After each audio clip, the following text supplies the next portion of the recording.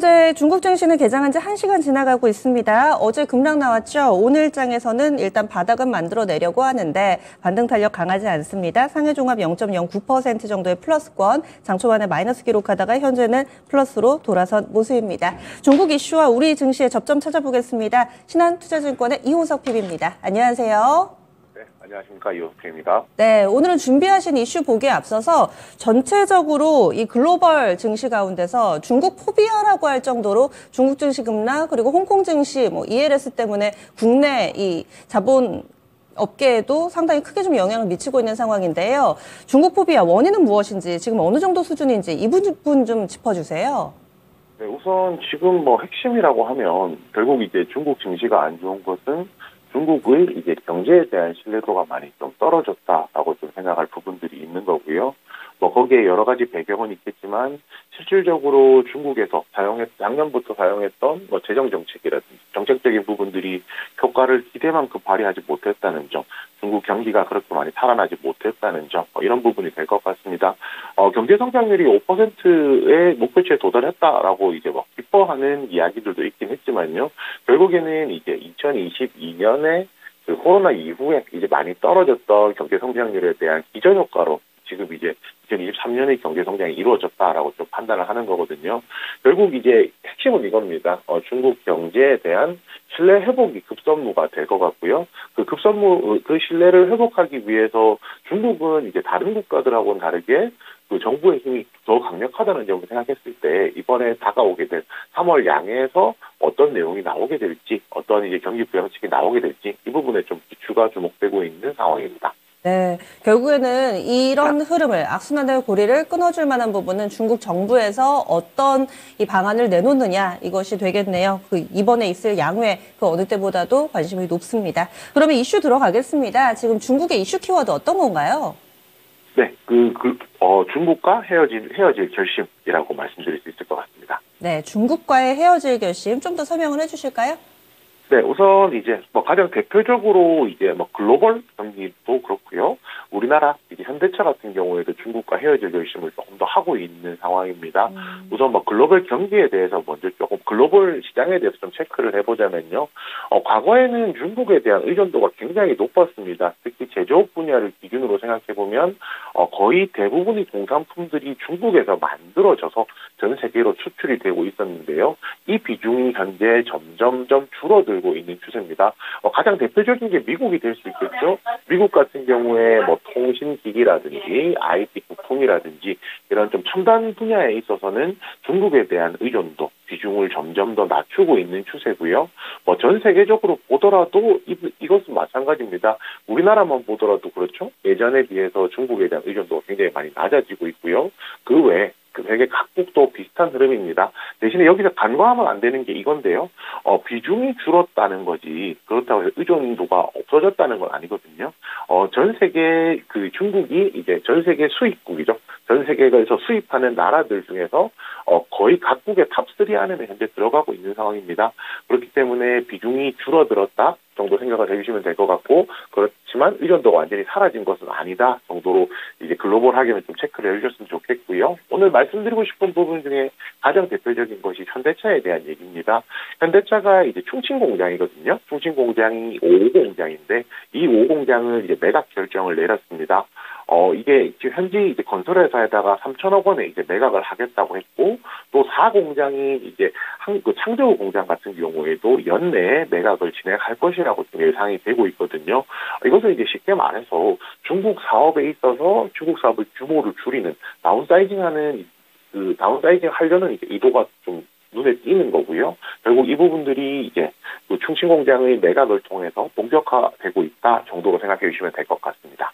네, 그렇군요. 그런데 좀 전에 알려주신 것처럼 사실 우리 완성차 업체 입장에서도 중국 시장은 놓쳐서는 안 될 만한 굉장히 좀 큰 시장이기도 한데, 그리고 이번에 충칭 쪽에서의 사업 축소뿐만 아니라 이것이 첫 나온 내용이 아니고 꾸준히 좀 이 부분 사업을 좀 축소해가고 있는 과정이잖아요. 중국 사업을 이렇게 좀 줄여서 괜찮을까 싶기도 합니다. 다운사이징 이유는 어떤 건가요?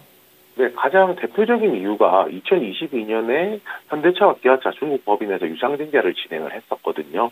그런데 사실상 이거에 대한 결과가 좀 미미하다라고 할 수가 있습니다. 결국 이제 그 유상증자를 통해서 이제 그 규모를 늘린다고 해서 혹은 이제 규모를 유지한다고 해서 지금 사업이 이제 영위가 되는 상황이 아니라고 조금 판단을 해서 오히려 지금 시점에서는 규모를 줄이는 전략으로 좀 간다라고 생각을 해주시면 될 것 같고요. 또 미국이나 유럽하고 비교했을 때 중국 같은 경우가 산업 수요, 이 업종에 대한 수요가 확실하게 좀 둔화되는 것이 눈에 띄고 있다는 겁니다. 그렇기 때문에 굳이 지금 시점에서 더 많은 규모의 공장을 가지고 생산을 하는 것이 의미가 있는지에 대한 의문부호가 붙었을 거라고 생각을 하고요. 최근에 이제 월 수출량이 한 40만 대 정도, 연 500만 대 정도 지금 돌파를 한 상황인데 결국 이것도 공급 과잉에 대한 시그널이 나오는 거거든요. 그래서 이런 부분들 보았을 때 실질적으로 중국에서 사업 규모를 크게 가져가는 것에 대한 실익이 없다라고 판단했다라고 말씀드릴 수 있겠습니다. 네, 그렇군요. 지금 중국에서 실익이 없다. 결국에는 실리를 찾아서 현대차 쪽에서 이런 결정을 좀 하게 된 건데 이것이 또 관련된 종목군들 어떤 게 있는지 주가에 미치는 영향도 알려주세요. 네, 우선 이제 완성차 업체 같은 경우에 이 부분에 대해서 악재로 받아들일 것이냐, 호재로 받아들일 것이냐가 많이 궁금하실 겁니다. 그렇지만 오히려 호재로 받아들일 수 있는 부분도 있다라고 말씀드려야 될 것 같거든요. 왜냐하면 결국에는 공장이라는 것을 100% 가동을 하지 못한다는 겁니다. 공장이 5개가 있었지만 이 5개의 공장을 100% 가동하는 것이 가동하지 못하고 있었는데 오히려 공장의 숫자를 줄임으로써 기존에 남아있는 공장들의 가동률을 높일 수 있는, 그래서 생산량 자체는 크게 차이가 나지 않는 효과를 가져올 수도 있다는 거죠. 그런 관점에서 완성차 업체, 현대차가 대표적이겠죠. 현대차 같은 경우에 중국 내에서 가동률 상승이 기대되고 있고요. 차트로 보고 말씀드려도 이제 설명을 할 수가 있을 겁니다. 최근에 이제 주가가 조정이 나온 이후에 현재 최근 들어서 횡보하고 있는 구간까지 들어와 있는 상황이거든요. 그렇기 때문에 여기서 횡보 이후 반등에 대한 기대감들이 분명히 존재를 하고요. 만약에 목표가를 잡는다면은 전 고점 부분인 한 20만 원까지도 열려 있다라는 부분까지 같이 말씀을 드려야 될 것 같습니다. 그리고 부품사들 같은 경우에는 실제로는 2020년 전후로 해서 중국 내에서 이제 다운사 엔진을 먼저 선제적으로 대응을 했었거든요. 그렇기 때문에 실질적으로 이제 영향이 좀 미미하다라고 할 수 있고요. 제가 오늘 시청자분들께 이제 제안을 드리고 싶은 것은 이겁니다. 한국 타이어에 대한 말씀을 좀 드리고 싶은데요. 결국에는 이제 중국 내에서 수요가 줄어들었다, 이런 부분에 대해서 얘기를 할 수도 있겠지만요. 결국에 내연기관과 내연기관에서 전기자동차로 넘어가는 흐름에 있다고 하더라도 꼭 사용되어야 되는 부품이 무엇인지 하면은 타이어라고 좀 판단을 할 수가 있거든요. 그렇기 때문에 한국 타이어 앤 테크놀로지죠. 타이어 관련주에 대한 관심은 여전히 열어놓아야 된다 생각하고요. 마지막으로 이제 현대오토에버 같은 경우도 말씀을 드려야 될 것 같습니다. 결국에 현대차가 걱정하는 부분이 이거인 거죠. 올해 같은 경우 판매량이 작년만큼 못 미칠 수도 있다라는 겁니다. 그렇다면 판매량이 적어졌을 때 수익을 똑같이 올리기 위한 방법이 무엇일까라는 거거든요. 그때는 고부가가치 부품, 옵션 이런 것들이 들어가야 되고요. 현대오토모터 같은 경우에는 내비게이션이라든지 현대 기아차에 들어가는 전자 장비들을 다루고 있기 때문에 상대적으로 같은 부품주라고 하더라도 조금 더 이제 고사양의 부품, 그다음에 고부가가치의 부품을 납품을 할 수가 있어서 그에 따른 장점이 있다는 점에서 현대오토에버도 같이 주목해보자 말씀드리겠습니다. 네, 알겠습니다. 타이어 쪽, 전기차든 내연기관이든 타이어에 대한 수요는 이어질 거니까 한국 타이어 앤 테크놀로지 좀 더 개발이 된, 그러니까 기술력이 있는 부품사로 현대오토에버 이렇게 두 가지 주셨는데요. 기억하겠습니다. 오늘 자세한 말씀 고맙습니다. 네, 감사합니다. 네, 지금까지 신한투자증권의 이호석 PB와 함께했습니다.